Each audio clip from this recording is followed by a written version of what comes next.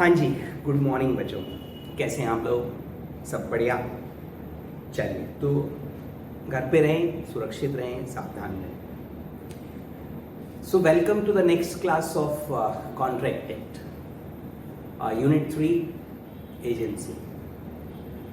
तो बेटा जी, एजेंसी क्या होती है वो हमने समझा, और एजेंट के एक्ट्स के लिए प्रिंसिपल बाउंड होगा, ये इसका बेसिक सिद्धांत है। एजेंट के सर्टेन राइट्स हैं, लाइक सेट ऑफ कर सकता है, रेमुनरेशन मिलेगा उसको, उसकी ड्यूटीज भी हैं बेटा।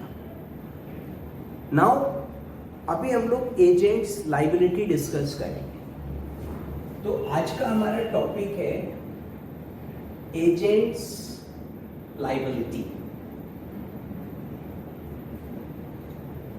सर हेडिंग है agents liability to third parties, लेकिन इधर हम लोग एजेंट और प्रिंसिपल दोनों की लाइबिलिटी डिस्कस करेंगे कि जो कॉन्ट्रैक्ट्स बाय एजेंट है तो उसमें प्रिंसिपल की क्या पोजीशन है और उसमें बेटा एजेंट की क्या लाइबिलिटी है। So that we are going to discuss, क्योंकि खाली एजेंट की लाइबिलिटी तो है नहीं बेटा, प्रिंसिपल की भी लाइबिलिटी है और एजेंट की भी लाइबिलिटी। तो कहने का तात्पर्य ये है कि जो हेडिंग है वो हेडिंग होनी चाहिए principal and agents liability towards third parties. तो दोनों की बात करेंगे, ठीक है? चलिए, so let me change the heading principal and agent. How far liable, किसकी कितनी लाइबिलिटी है, तो आज ये चर्चा करेंगे। तो देखिए, जो बेसिक प्रिंसिपल है, सिद्धांत है, वो तो हिलेगा नहीं। और वो क्या था? वो ये था कि for acts done by agent within scope of his authority, within scope of his authority, the principal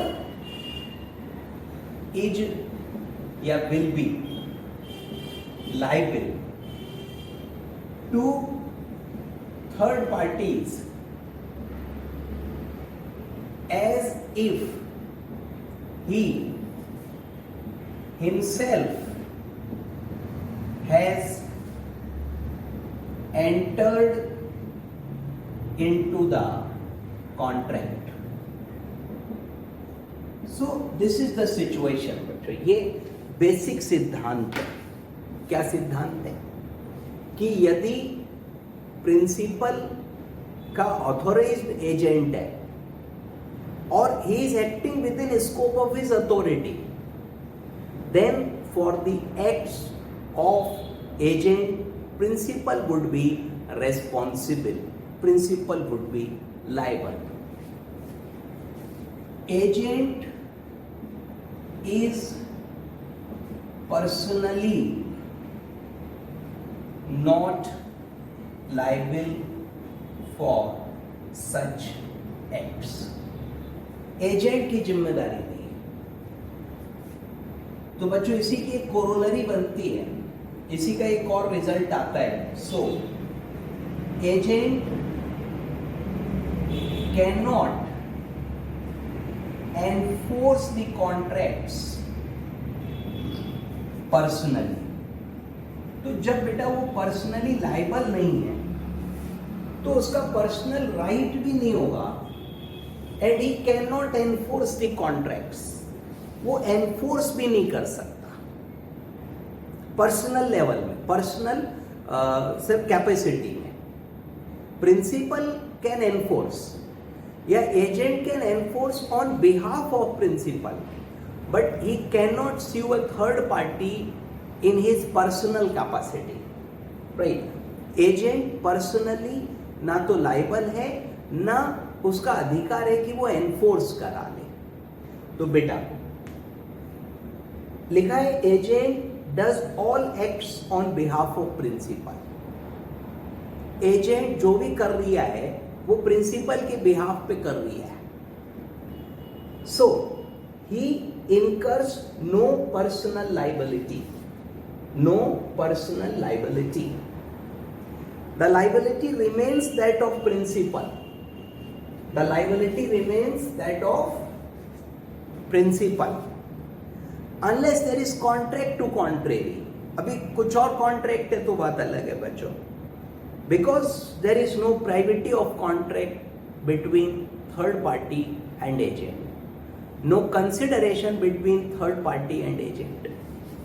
Principal ने कॉन्ट्रैक्ट किया एजेंट के through with A third party, goods खरीदी बेची कुछ भी है, तो बेटा इसने जो कॉन्ट्रैक्ट किया है वो ऑन बिहाफ ऑफ प्रिंसिपल किया है। तो इसको जो कंसिडरेशन इसने दिया भी वो इसे नहीं मिला, वो तो पी का है।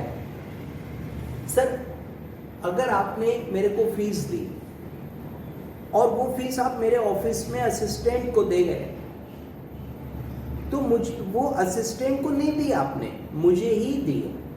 Assistant had got no consideration और आपका उससे कॉन्ट्रैक्ट भी नहीं हुआ। अगर एडमिशन भी उसने लिया है तो कॉन्ट्रैक्ट उससे नहीं हुआ, कॉन्ट्रैक्ट मेरे से हुआ। He is acting only on my behalf, so there is no privity of contract. तो बेटा एजेंट एंड थर्ड पार्टी इन लोगों के बीच में नो प्राइवेटी ऑफ कॉन्ट्रैक्ट है। इन लोगों ने कॉन्ट्रैक्ट किया ही नहीं है और नो कंसिडरेशन है, इसलिए एजेंट लायबल नहीं है। ये लॉजिक दिया है, लिखा है this is because there is no privity of contract and passing of consideration between agent and third party. तो एजेंट और थर्ड पार्टी में ना तो प्राइवेटी ऑफ कॉन्ट्रैक्ट है बच्चों, ना ही कंसिडरेशन है। सर जो कुछ भी हुआ that is on behalf of principal, तो एजेंट की प्राइवेटी नहीं मानी जाएगी और एजेंट सर नहीं लायबल होगा। फिर लिखा है agent can not personally enforce contracts, agent can not enforce contract in personal capacity. ठीक, तो इस प्रकार से ये सिद्धांत है बच्चों और सेम मैनर है। अब देखिए एक एक करके आइए, तो इसमें जो पॉइंट्स हैं उसको एक एक करके डिस्कस करेंगे और ये पॉइंट्स अलग है एक दूसरे से, ये किसी एक हेडिंग के पॉइंट्स नहीं है, ये तो सब अलग अलग सिचुएशंस की बात करते हैं। तो फर्स्ट है principal's liability for the act of agent. Heading है principal's, sir principal's liability for the acts of agent। Sir यही तो लिखा है सेक्शन 226, बेटा यही तो लिखा है for the acts of agent जो कि विद इन अथॉरिटी है, principal is liable to third parties as if he himself has, and agent is personally not liable and agent cannot personally enforce। ये section 226 है। तो जो बात intro में लिखी हुई थी हेडिंग पे, वही बात यहाँ पे भी लिखी है। मित्रों हेडिंग गलत हो गई, heading is agent's liability, but this section says कि for the acts of agent principal is liable. तो हमको उसी सिनेरियो में उसी एंगल से देखना है बेटा।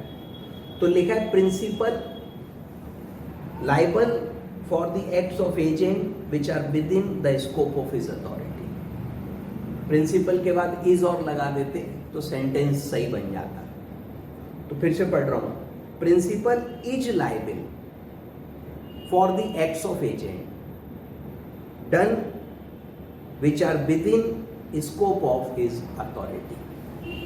तो प्रिंसिपल लायबल होगा बच्चों उन समस्त कार्यों के लिए जो एजेंट ने उसके बिहाफ पे किए हैं और विद इन अथॉरिटी।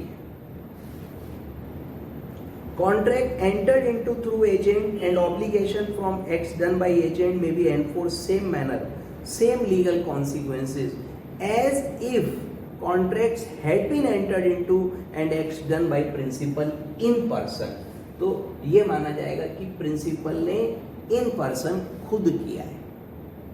सो सिद्धांत क्या है बच्चों कि where one person acts through an agent he acts himself, right. तो इस प्रकार से इसकी ये लाइबिलिटी होगी और ये लाइबल हो जाएगा. Now A buys goods from B knowing that he is an agent for their sale but not knowing who is the principal. तो एक प्रिंसिपल है, उसका एक एजेंट है और ए ने उससे गुड्स खरीदी हैं. ए जो है वो बायर है और एजेंट जो है वो सेलर है. एजेंट का नाम है बी और A knows that B is agent. A को ये पता है कि बी एजेंट है बट ही यानी A doesn't know the principal. इसको प्रिंसिपल का पता नहीं है कि प्रिंसिपल कौन है. अब देखिए द क्वेश्चन इज कि क्या प्रिंसिपल ए से पैसा वसूल कर सकता है. आंसर है यस. तो P can recover money from A. ठीक है. तो B is principal is person entitled to claim and A can not in a suit by principal set off claim debt due to himself from B. अब suppose A को कुछ पैसा देना है B का, तो इस अमाउंट में से ए कह रहा है मैं सेट ऑफ करूंगा, तो नहीं कर सकता क्योंकि इसने बी से गुड्स नहीं खरीदी. इसके और बी के बीच में प्राइवेटी ऑफ कॉन्ट्रैक्ट नहीं है. देखिए ध्यान से समझिए क्या रूल है कि प्रिंसिपल इज लायबल और principal can also enforce the contract. तो यहां पर बी पर्सनली ना तो लायबल है ना एनफोर्स कर सकता है. तो अगर P is the principal, B is agent and A is a third party who buys goods from this agent knowing the fact that he is agent but he doesn't know who is the principal. Even in that case, the principal is liable and principal has the right to enforce. B is not liable and neither he can enforce the contract in his personal capacity. Okay, तो P can recover the money from A. True है. Second point is कि मान लो A ने goods खरीदी हैं 50,000 रुपए की और इसे B के 20,000 रुपए पर्सनली देने हैं या B से 20,000 लेने हैं, सॉरी. तो इसको B से 20,000 पर्सनल कोई कॉन्ट्रैक्ट के लेने हैं. Now he wants to set off. तो आंसर इज नो, क्योंकि ये 50,000 का पेमेंट किसको करना है? ए को, सॉरी प्रिंसिपल को करना है और ये 20,000 किससे लेने हैं? बी से लेने हैं. तो आप पी की अमाउंट बी से थोड़ी एडजस्ट कर लोगे. सर आप ऐसे सोचो कि एक बच्चे से मुझे कुछ पेमेंट लेना है किसी चीज का, दूसरे बच्चे का कोई पैसा एक्स्ट्रा आ गया मेरे पास, तो क्या मैं उसमें से उसके पैसे काट लूं? तो ये थोड़ी कर सकता हूं भाई. इट इज नॉट पॉसिबल, है ना. ये थोड़ी होता है. एक क्लाइंट ने फीस नहीं दी, आउटस्टैंडिंग चल रही है, दूसरा क्लाइंट पैसे एडवांस दे गया, तो इसके एडवांस में उसकी मनी थोड़ी एडजस्ट हो जाएगी. सेम चीज यहां पर है. इसको 20,000 रुपए सपोज इससे लेने, पर्सनली लेने हैं और ये 50,000 रुपए बेटा इसके देने हैं, इसको नहीं देने हैं. खरीदा जरूर इसके थ्रू है पर वो तो एजेंट की कैपेसिटी में. तो A the buyer can not set off because he knows that this person is agent. अगर उसे पता नहीं होता तो ये पर्सनली लायबल हो जाता, फिर तो वो सेट ऑफ कर लेता. बट वो रूल हम आगे पढ़ेंगे. अभी तो उसे मालूम है ना कि ये एजेंट है. ये अलग बात है, प्रिंसिपल कौन है ये नहीं पता, पर ये तो पता है कि जो गुड्स ये सेल कर रहा है वो इसकी नहीं है, किसी और की है. ओके, तो द रूल इज कि एजेंट के द्वारा हम जो भी कार्य करेंगे उसके लिए हम स्वयं लायबिल होंगे। Agent has no personal liability, agent की कोई पर्सनल लायबिलिटी उसमें नहीं होगी। Agent is personally not liable, principal is liable, और एजेंट सेट ऑफ भी सिर्फ एनफोर्स भी नहीं कर सकता है।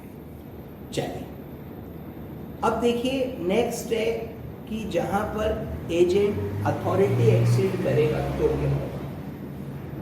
If agent exceeds his authority,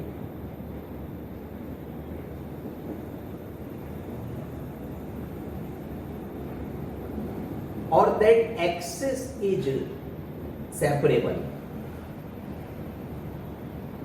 तो principal is not bound for the act beyond authority.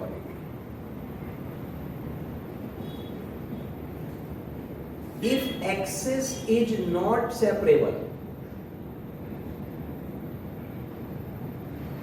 in that case principal can reject the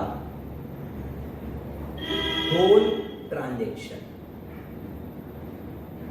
or he may ratify the whole transaction. Separable अगर है तो जितना विद इन अथॉरिटी है वो valid है, उससे principal bound होगा, और इनसेपरेबल है, नॉट सेपरेबल है, तो प्रिंसिपल या तो पूरा एक्सेप्ट करेगा या पूरा रिजेक्ट करेगा। सर रेटिफाई तो कर ही सकता है, दैट इज एक्सेप्ट कर लेगा, तो रेटिफिकेशन हो सकता है। तो when an agent does more than he is authorised to do, and part of what he does which is within authority can be separated, separate हो सकता है from the part which is beyond authority. तो so much only of what he does within authority is binding. तो जितना within authority है वो binding होगा बच्चों, और जो excess होगा वो मना कर देंगे। अब देखिए एग्जाम्पल है कि A जो है वो ओनर ऑफ ए शिप है और कार्गो भी है इसके पास, गुड्स है। इसने B से कहा इंश्योरेंस करा लो और शिप का इंश्योरेंस करा लो, that was the instruction. B इतने महान थे, उन्होंने शिप का भी करा लिया और कार्गो का भी करा लिया इंश्योरेंस। तो A is bound to pay the premium for ship, but he is not bound to pay the premium for cargo. Not bound और यहां पे बाउंड। सर ये एक्सेस अथॉरिटी हुई, दो अलग अलग पॉलिसी ली है इसने। तो देखो 4 लाख का इंश्योरेंस कराने को कहा है इससे शिप का, बी प्रोक्योर से पॉलिसी 4 लाख शिप, ये तो वैलिड हो गई। Another for like sum on the cargo, दूसरी उसने कार्गो का भी करा लिया। जरूरत से ज्यादा होशियार है, तो A is bound to pay the premium but not the premium for policy on cargo. तो शिप का तो प्रीमियम देना पड़ेगा बट कार्गो का नहीं देगा। सिंपल है बच्चों। नेक्स्ट अगली हेडिंग है जहां पे सेपरेबल नहीं है। तो अगर सेपरेबल नहीं है देन व्हाट? तो अगर नॉट सेपरेबल है बच्चों, अलग नहीं कर सकते, तो agent does more than is authorized and he does beyond the scope of authority, can not be separated. Principal is not bound to recognize, तो principal is not bound. Sir मना कर सकते हैं, रेटिफाई कर देगा अलग बात है, अदरवाइज मना कर सकता है। एग्जाम्पल है, उसने कहा 500 शीप खरीद लो और हमारे एजेंट ने भाई साहब 500 शीप और 200 लैम्ब खरीद लिए। सिर्फ शीप के बच्चे को लैम्ब कहते हैं। अब बेटा अलग तो हो नहीं सकता ये भाई, अलग थोड़ी कर दोगे, गाय के साथ बछड़ा भी खरीदा है, अलग कैसे कर दोगे? तो principal is not bound. Principal में रेपुडिएट लिखा है, मतलब एक्सेप्ट भी कर सकता है और रिजेक्ट भी कर सकता है। तो इस प्रकार से ये है एजेंट्स अथॉरिटी। ओके, तो आपने देखा बच्चों कि जहां पर हम एजेंट के रूप में काम कर रहे हैं और विद इन अथॉरिटी कर रहे हैं तो प्रिंसिपल लायबल है, लेकिन अगर अथॉरिटी से एक्सीड करेंगे तो प्रिंसिपल लायबल नहीं होगा। अब सेपरेबल है तो भाई जितना विद इन अथॉरिटी है उसके लिए तो लाइबल होगा ना, और एक्सेस के लिए लाइबल नहीं होगा, बाउंड नहीं होगा, मना कर सकता है। और सेपरेबल नहीं है तो principal can reject the whole transaction, उस पूरे ट्रांजेक्शन को रिजेक्ट कर सकता है। प्रिंसिपल फुल ट्रांजेक्शन को रिजेक्ट कर सकता है बच्चों, ठीक है।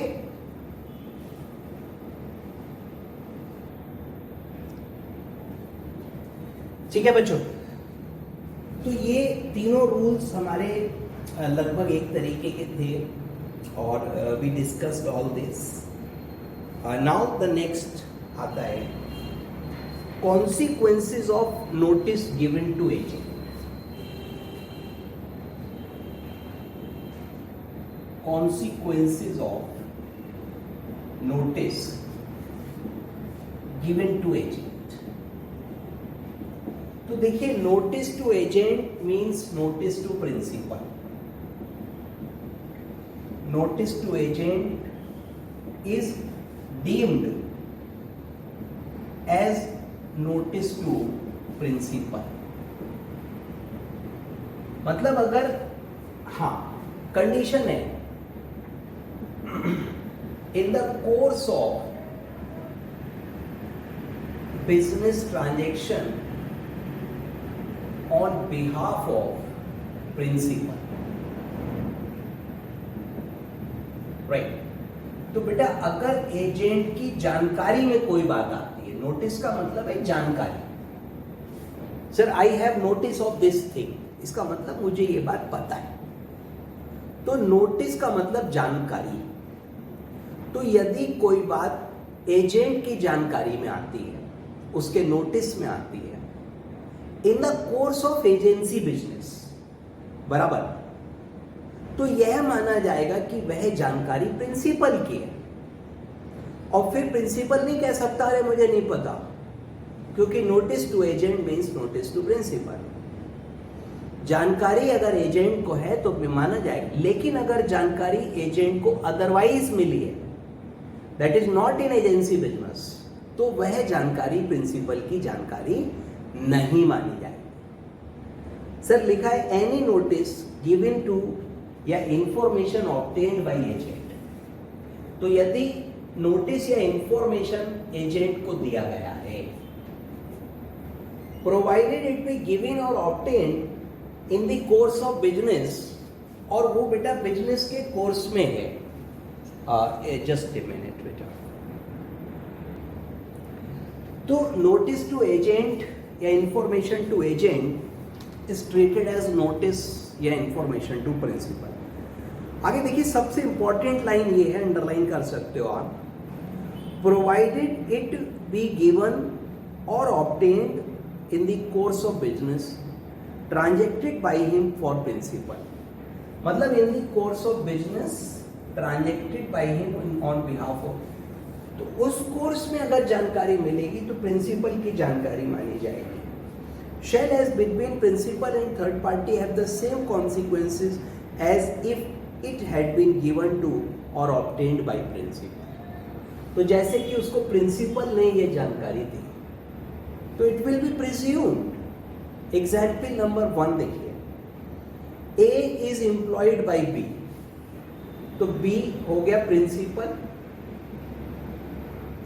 ए इज एम्प्लॉयड तो ये हो गया agent, to buy from C certain goods, C से गुड्स खरीदी हैं, सी हो गया सेलर, ये हो गया बायर, और ये बाई कर रहा है on behalf of B. In the course of the treaty for sale, in the course of transaction, ठीक, ए लर्न्स यानी एजेंट को पता लगता है क्या, कि गुड्स आर ऑफ डी। सी क्या नहीं है गुड्स, गुड्स डी का है। सर एजेंट को ये पता लगा कि ये गुड्स सी की नहीं है, बल्कि these goods belong to D, ये गुड्स डी की। किसको पता लगा? सी को पता लगा, सॉरी ए को पता लगा। तो ये बात किसको पता लग गई? प्रिंसिपल, क्योंकि in the course of transaction इसको ये मालूम पड़ा। अब देखिए, now suppose B has some amount due from C, इसको इससे पैसे लेने हैं पर्सनली, तो क्या इस वाली अमाउंट में से काट सकते हैं, सेट ऑफ कर सकते हैं? तो बच्चों सेट ऑफ नहीं हो सकता, क्योंकि अमाउंट तो डी को देनी है। आपने गुड्स खरीदी, किससे खरीदी? सी से, बट यू नो कि ये गुड्स डी की है, तो you can not set off the money of C from the amount due to D. अरे अभी समझाया था ना बेटा, तो उसको पता है ये बात, तो इसलिए ये सेट ऑफ नहीं कर सकता। तो B is not entitled to set off a debt owing to him from C. लेकिन बच्चों एग्जाम्पल 2 में उसी चीज को इन्होंने चेंज किया, और एजेंट को मालूम है, agent knows that goods belong to D, लेकिन ये information in the course of transaction नहीं मिली है, in the course of transaction नहीं है, तो बच्चों ये जानकारी बी की नहीं मानी जाएगी, क्योंकि एजेंट की जानकारी बिजनेस के कोर्स में होनी चाहिए। तो जब बिजनेस के कोर्स में नहीं है, अदरवाइज है, वो उसका सर्वेंट था इसलिए उसे मालूम है पहले, तो बेटा ये जानकारी बी की नहीं है। अब बी सी से माल खरीद रहा है और सी से ही पैसा लेना है, now he can set of, क्योंकि उसे नहीं पता डी कोई है, उसको जानकारी में नहीं है ये बात। Sir, notice to agent will not be treated as notice to principal in the second situation, क्योंकि that information is not obtained by agent during the course of business transaction, rather agent got that information from somewhere else. Now B is purchasing goods from C and B has also to pay certain amount to C, so that amount can be set off, अब वो set off कर सकता है क्योंकि उसकी जानकारी में नहीं। सर ये इस तरीके का ट्रांजैक्शन चलता है, ठीक, कॉम्प्लिकेटेड है थोड़ा सा, बट आई होप क्लियर हो गया है। चलिए next, agent can not personally enforce nor bound by contract on behalf of principal.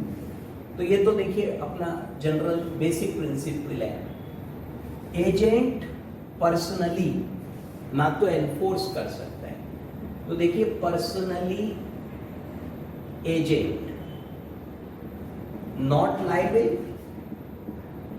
or cannot enforce,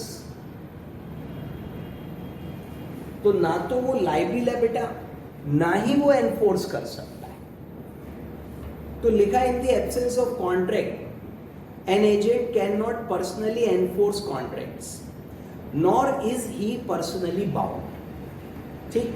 He can neither sue nor be sued in his personal capacity.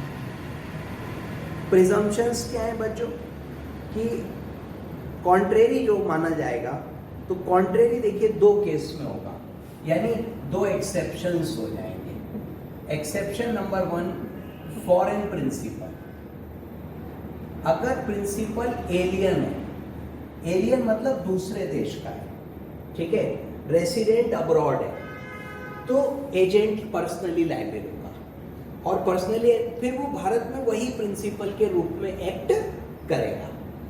और where agent doesn't disclose the name of principal, तो unnamed या undisclosed principal, ये हम आगे discuss करेंगे बेटा। इस case में एजेंट पर्सनली लायबल होता है। एक सिचुएशन ये कि वो ये नहीं बता रहा कि कोई प्रिंसिपल भी है, वो खुद ही प्रिंसिपल के रूप में एक्ट कर रहा है, और एक सिचुएशन ये कि वो ये तो बता रहा है प्रिंसिपल है, बट प्रिंसिपल का नाम नहीं बता रहा। तो इन दोनों केस में थर्ड पार्टी किस पे सूट फाइल करेगी? एजेंट पे, क्योंकि उसे तो प्रिंसिपल का पता ही नहीं मालूम है, तो प्रिंसिपल को कैसे लाइबिलिटी करेंगे। और इसी में एक तीसरा सिचुएशन है बच्चों, जहां पर principal is incompetent to contract, तो भी एजेंट पर्सनली लायबल होगा। तो ये 3 सिचुएशन है, ये तीसरा अपने आप में बिल्कुल क्लियर है बेटा कि अगर principal personally incompetent to contract है तो principal can not be sued, in that case third party will sue the agent, फिर एजेंट मरेगा। तो these are the cases where agent is personally liable. General rule is that agent is personally not liable for the contracts entered on behalf of the principal, and he also cannot enforce those contracts in his personal capacity, because if they are contracts made by principal, ये agent के contracts ही नहीं है, तो इस situation में ये रहेगा. लेकिन there are exceptions. What are the exceptions? In case of foreign resident, non-resident, agent would be personally liable. In case of undisclosed principal, unnamed principal, agent would be personally liable. ये दोनों discuss करूँगा आगे. और where the principal is incompetent to contract and the third party, sir, तो in that case third party can sue the agent. वो agent पे sue करेगी. ठीक है बच्चों, तो बेटा ये 5 पॉइंट्स हो गए हमारे, और अभी आगे भी हैं, तो फिलहाल इसको यहीं पे रोकूंगा, बाकी मैं अगली क्लास में कवर करूंगा, क्योंकि थोड़े लंबे पॉइंट्स हैं, समझाना पड़ेगा उनको. तो फिलहाल छोटा ब्रेक लेंगे, मिलते हैं अगली क्लास में. तब तक के लिए take care, tata bye bye.